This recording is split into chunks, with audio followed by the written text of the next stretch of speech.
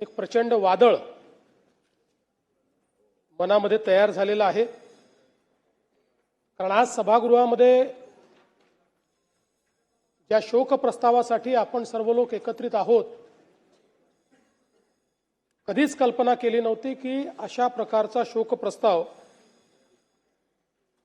हा आपल्याला या ठिकाणी त्याच्यावर व्यक्त व्हावं लागेल। खरं म्हणजे सहज बाजूला नजर गेली तर नेहमीच खुर्चीत दादा असायचे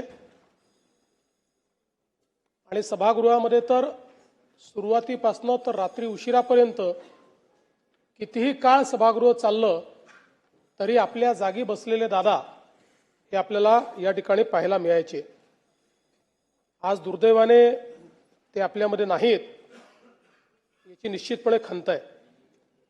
खरं तर यावर्षी दादांनी 12वा अर्थसंकल्प मांडला असता, पुढच्या वर्षी 13वा अर्थसंकल्प मांडून बॅरिस्टर शेषरावजी वानखेडे यांचा जो विक्रम आहे त्याची बरोबरी केली असती आणि कदाचित पुढच्या काळामध्ये महाराष्ट्राच्या इतिहासात सर्वाधिक अर्थसंकल्प मांडणारे अर्थमंत्री म्हणून दादांचं या ठिकाणी कार्य राहिलं असतं। पण अचानकपणे दादा आपल्यातनं निघून गेले आणि यावेळी हा अर्थसंकल्प मांडण्याची जबाबदारी या ठिकाणी माझ्यावर आली। खरं म्हणजे अर्थसंकल्पाच्या संदर्भात आपल्या सर्वांनाच कल्पना आहे की कठोर निर्णय घ्यायचे असतील तर ते घ्यायला कधीही मागे पुढे न पाहणारे अजितदादा होते।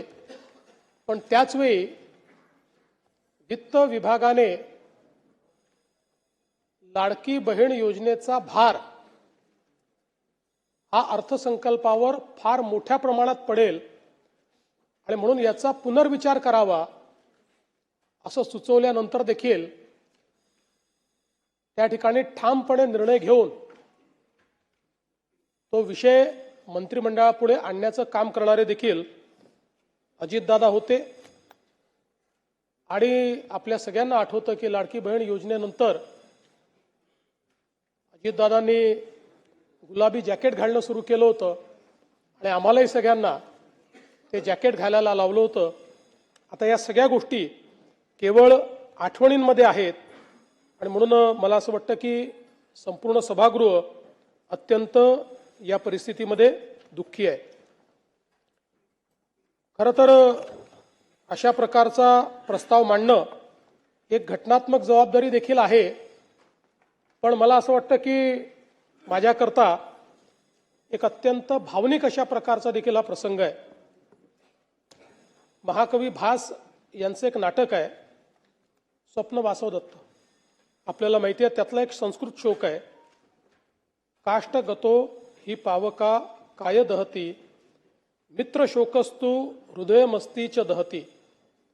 याचा अर्थ असा आहे की लाकूड जळते तेव्हा तो अग्नी केवळ शरीर जाळतो, पण मित्रशोक हा हृदय आणि अस्थिलाही अर्थात आपल्या अंतस्थ आत्म्यालाही जाळतो।